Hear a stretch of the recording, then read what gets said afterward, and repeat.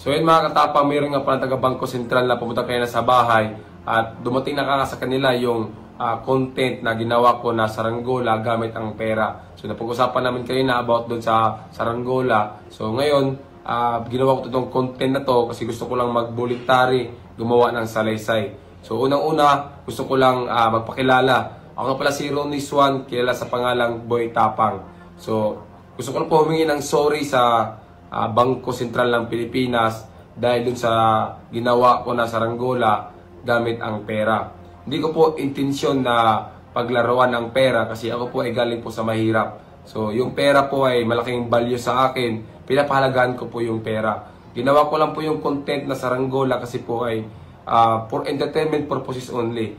Kasi naisipan ko paggagawa ko ng normal na saranggola, gawa sa plastic lang, napaka-common na. Kaya naisipan ko na, what if itry ko na gumawa ng saranggola gamit ang pera? So ngayon po, humingi po akong sorry kung nagawa ko po yun. Hindi ko po intention yun na paglaruan ng pera. So ngayon gusto ko lang po sabihin sa lahat ng mga tao na huwag nyo pong paglalaruan ng pera. Palagahan po natin ang pera, bigyan ng i-value natin yung pera.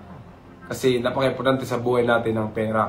Lalong-lalo na ang Bangko Sentral ng Pilipinas ay seryoso sa pagpreserba ng integridad ng ating pera. So gusto ko lang sabihin sa lahat ng mga tao na huwag po nating paglaruan ng pera.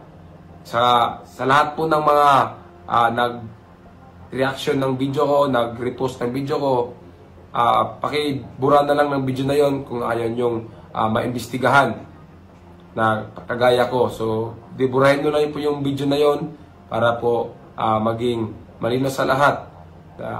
Ang pera ay huwag po nating paglalaroan at gawing biro yung pera. Kasi napaka-importante po ng pera. So, humingi po ng sorry sa lahat ng mga viewers ko, sa mga supporters ko, at siyempre lalo na sa Bangko Sentral ng Pilipinas. Pasensya na po sa nangyari at maraming salamat po sa pag-intindi at mabuhay ang Pilipinas.